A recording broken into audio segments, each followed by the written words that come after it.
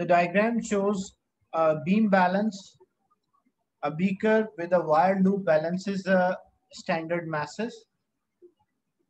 The beaker is then removed and hung from a spring and extended 5 centimeters. Basically, what the beam balance is doing, it's comparing the moment. So when it is comparing the moment, so even if you take this to moon, if you take this to any planet, the moment will remain balanced. If it is the moments are balanced on Earth, they will remain balanced on moon as well. Why? Because the moment is a product of force into perpendicular distance. So as you take this to moon, the force will change for both of them. So as the force will change both of them, the moment will be balanced. So it will remain balanced on moon as well. But what about the spring balance? The spring balance depends on the force of the gravity. If you take to a planet where the stronger gravity, then it will pull the spring more because more weight. But if you take this to a place or a planet where the gravity is weaker, then the extension of a spring will be smaller.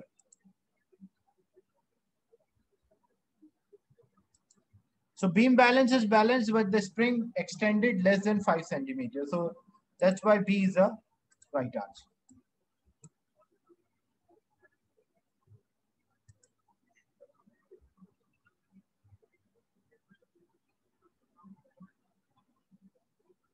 Then question page 7.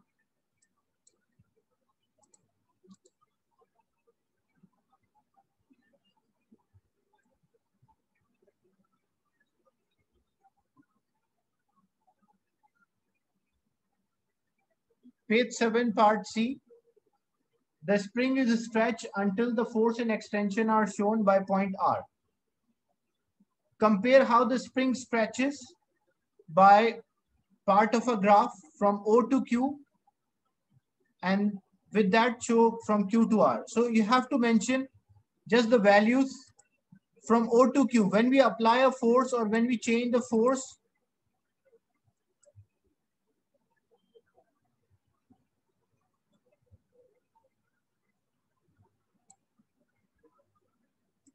each box is representing 0.2, so this will be about 3.6.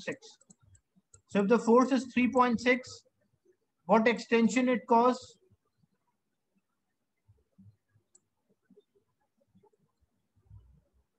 It causes an extension of 14. So sorry, when a force is 14 Newton, it causes an extension of 3.6 because on x-axis is the extension. So a force of 14 Newton cause an extension of 3.6. But from Q to R, we have to compare from O to Q and from Q to R. So from Q to R,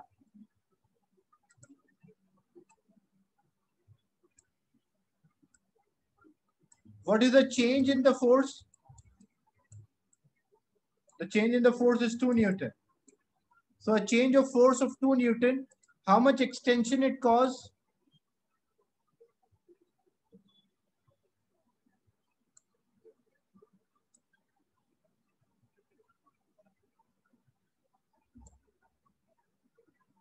Uh, 4.2468. So this was example 3.8 I take. This is 4.8. So a change of from Q to R, a change of force of 2 Newton cause an extension of only 1 millimeter. So you just have to use the graph and mention.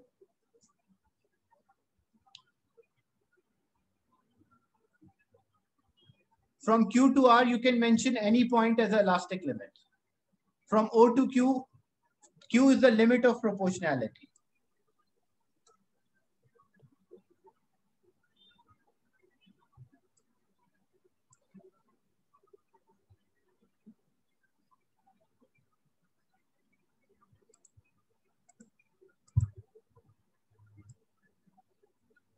Then last two questions are planning of the experiment. A student has noticed that different types of papers have different strengths. Plan an experiment which enable you to compare the strength of different sample of papers. Write a plan for experiment, include additional apparatus. So what additional apparatus I need? Because I'm finding strength of a paper, it means how much force I need to tear the paper. So what additional apparatus I can have? I can have a spring balance so that I can identify how much force I'm applying to this spring.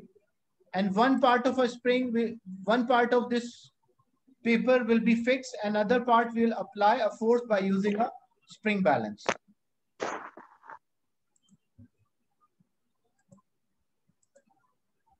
Instruction, you carry out the experiment, include any precaution. So what instruction? What are the instruction you will follow? Like you will fix, like the procedure you have to mention.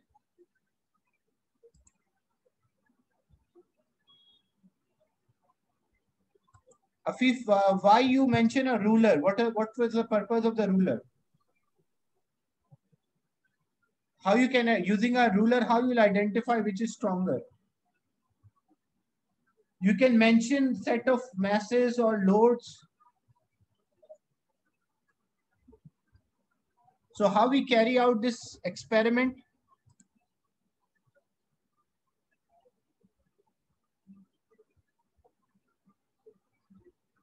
Okay, if you are using a load, that's also correct. So we will fix one end.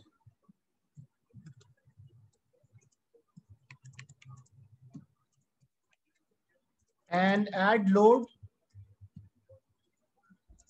until the paper tear.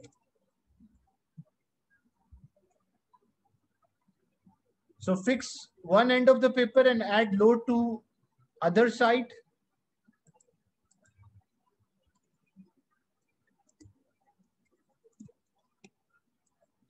Until the paper tears.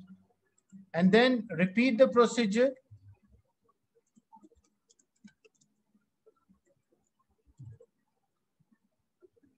with different papers.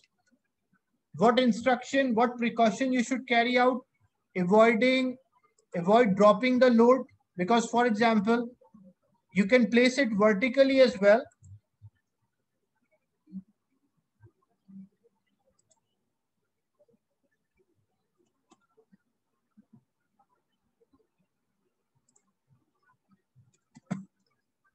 So what you can do, you can place this vertically as well.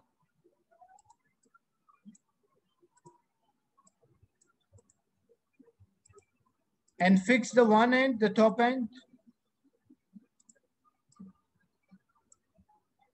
And you place the paper.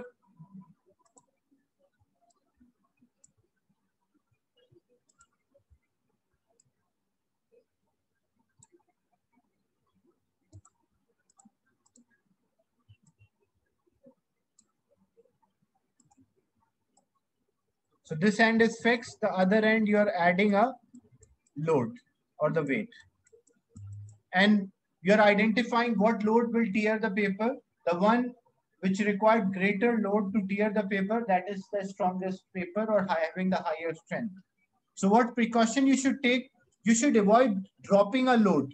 Gently place the load, avoid dropping it. Like normally there's a stand, so if you drop a load, that moment if a load is being dropped, the force will be more than the actually force applied due to the weight.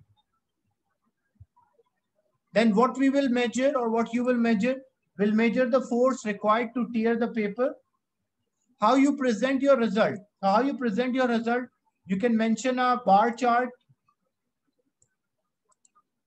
or you can draw a table. So if you mention a bar chart, you will have sample and the force which will tear the paper.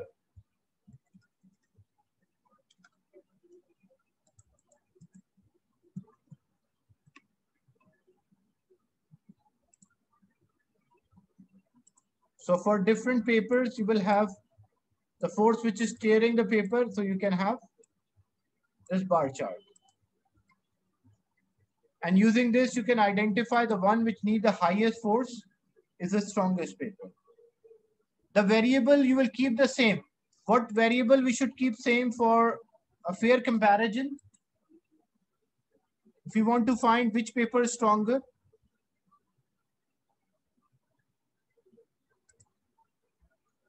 so we should use the same thickness of the paper, same original size of the paper, same set of loads.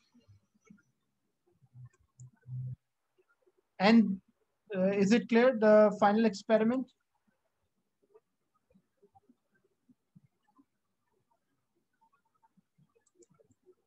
So a simple experiment in which you are planning that the force which can tear the paper. I'll share another link after this to discuss the last part.